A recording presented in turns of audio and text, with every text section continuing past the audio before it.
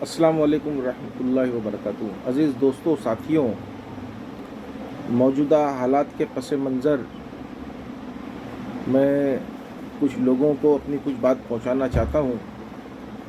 اللہ تعالیٰ مجھے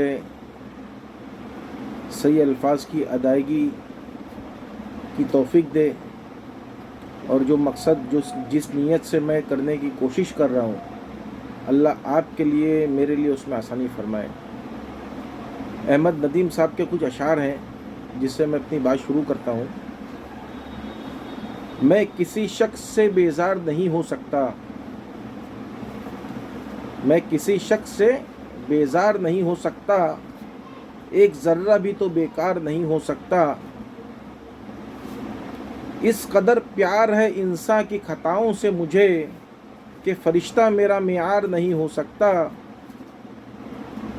اور اے حقیقت کو فقط خواب سمجھنے والے، اے حقیقت کو فقط خواب سمجھنے والے، تو کبھی صاحب اسرار نہیں ہو سکتا۔ میں نے بھیجا ہے تجھے ایوان حکومت میں مگر، میں نے بھیجا ہے تجھے ایوان حکومت میں مگر، اب تو برسوں تیرا دیدار نہیں ہوتا۔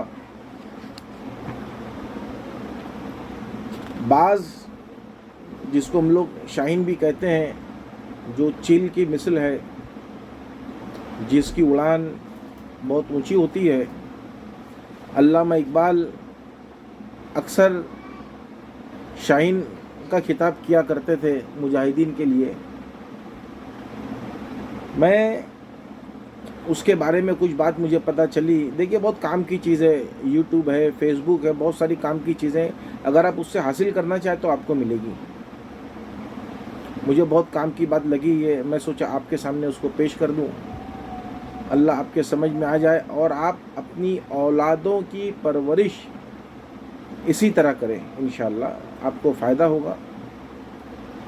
بعض اپنے گھونسلوں میں جب اس کا وقت بچوں کا آ جاتا ہے تو بعض اپنے گھونسلوں میں سے ہمیشہ نرم گھاس جو ہے نا وہ نکال دیتا ہے، تاکہ اس کا جو بچہ آئے اس میں کبھی کمفرٹ فیل نہ کر سکے،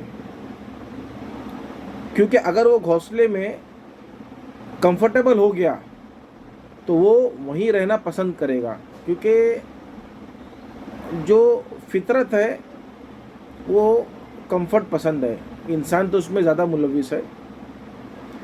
لیکن بعض ایسا کبھی نہیں ہونے دیتا، جبکہ بعض ایک پرندہ ہے، اسے اچھی طرح معلوم ہے کمفرٹ زون، اس کو اچھی طرح معلوم ہے کمفرٹ زون میں کبھی بھی گروتھ نہیں ہوتی، اور ہم انسان یہ معمولی بات کیوں نہیں سمجھتے؟ اپنے بچوں کو کبھی بھی کمفرٹ لائف مت دو، اپنے بچوں کو کبھی بھی کمفرٹ لائف مت دو، ان کو ایک ایک چیز کا احساس دلائیے۔ جو 10 سال سے 20 سال کی جو زندگی ہوتی ہے، ہمیں حکم بھی ہے بچوں کے لیے کہ جب 10 سال کا ہو تو اس کو مسجد پہ لے کے جانا شروع کرے، نہ مانے تو تھوڑا پیار محبت سے ہاتھ بھی لگا دیا کرے پیٹھ کے اوپر۔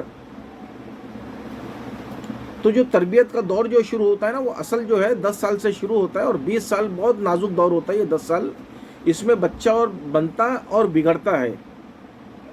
آج ہم لوگ 30 سال 40 سال کی زندگی ہو گئی ہے، ہمارے پاس میں کوئی ٹارگیٹ ہی نہیں ہے کہ ہم کو لائف میں کرنا کیا ہے۔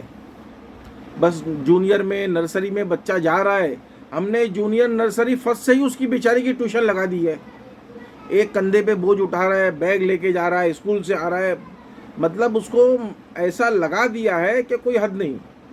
ارے اس کی تربیت آپ کریے، پہلے جو تربیت ہوتی تھی وہ ماں باپ کیا کرتے تھے۔ ہمارے جنگ آزادی کے اندر ایک بہت بڑی شخصیت ہے بھگت سنگھ جی کی۔ آپ جانتے ہیں ان کو کتنے سال کی عمر میں پھانسی دی گئی؟ 23 سال کی عمر میں پھانسی دی گئی۔ اب 23 سال عمر انہوں نے کورٹ کے اندر بم مارا ہے، انگریزوں کی کورٹ کے اندر بم مارا ہے۔ اور کیسے پلاننگ سے مارا انہوں نے؟ اس میں کیل کانٹے جو بم کے جو خاص جس سے انسانوں کو نقصان پہنچایا جاتا ہے وہ اشیاء نہیں تھے اس کے اندر. انہیں تو اپنی بات کو ایوان اعلیٰ میں پہنچانا تھا. مطلب جو انگریز کے جو بڑے لوگ تھے نا ان تک ان کو اپنی بات پہنچانی تھی. 23 سال کی عمر. آج ہم 23 سال کی عمر میں ہم نے کیا سیکھا, 40 سال کی عمر میں کیا سیکھا. میں اسی لیے کہتا ہوں, اور جیل میں جب بند ہیں تو اپنے ماں باپ کو دلاسا بھی دے رہے ہیں, کوئی افسوس نہیں, ان کے ماں باپ نے بھی خوشی خوشی اس کو قبول کیا ہے, اور جیل میں رہتے ہوئے کتاب پڑھتے ہیں. تو آپ لوگ بھی اپنے بچوں کو ہماری تاریخ کے بارے میں بتائیے, اور اس کی لائف کیسی ہونا چاہیے اس کے بارے میں بتائیے. اللہ آپ کے اور میرے لیے آسانی کرے. جب ایک پرندہ وہ جو چیز کر سکتا ہے تو ہم کیوں نہیں کر سکتے. ٹھیک ہے, اللہ حافظ.